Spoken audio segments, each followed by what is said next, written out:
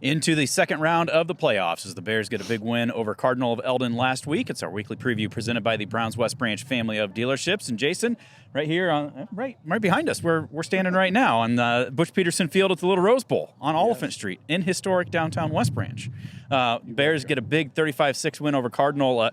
Probably one of the better team performances we've seen from this Bears squad this year. As we talked yesterday together, it was the most efficient when you really think about it. Look at the drives. Even when the Bears had to punt, they were never deep in their own territory and having to punt. They were punting and pinning, like Andy Henson's first punt pinned him at the 10-yard line. The next punt was at about the 15-yard line. Then you get 5 touchdowns. You get 1 turnover. It's a pretty efficient night against a team that came in, as we talked last week, 370 yards per game, and this team held them to 220.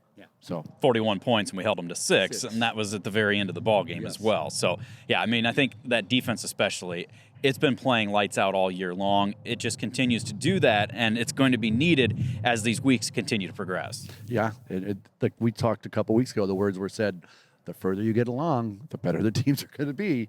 And this is one of those teams that you better pack a lunch for. They're big. They're very big. And they're very physical, and then just so you know, they're pretty big up front. So you got to pack a lunch for a team like this, come ready to hit.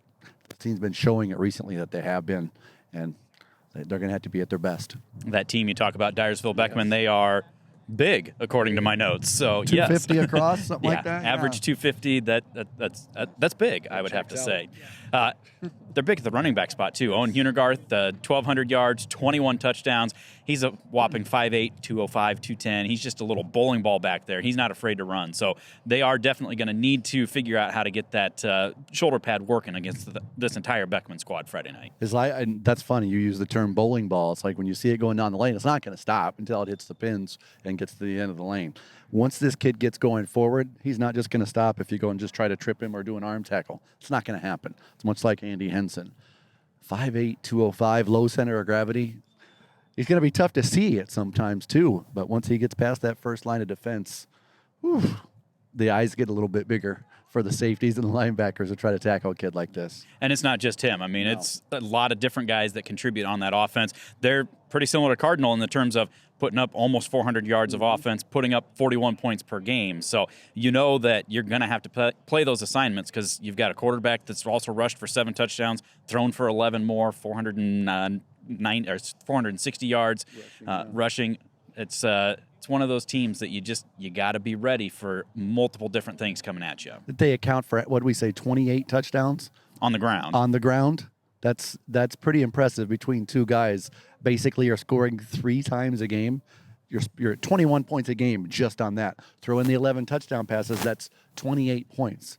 If you're going to tell me that 2 guys are going to average that and continue to average that going forward, I'm going to tell you that's going to be a pretty tough out for anybody to try to stop.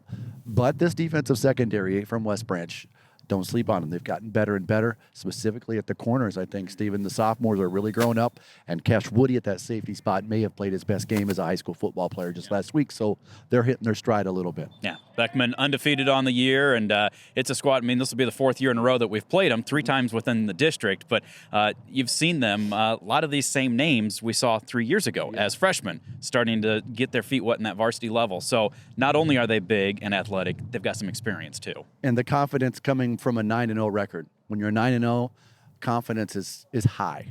And they've seen it. They've taken on the best hits, the best punches that everybody's thrown at them. Common opponent, Waterloo Columbus, they were down 2 touchdowns to them early on.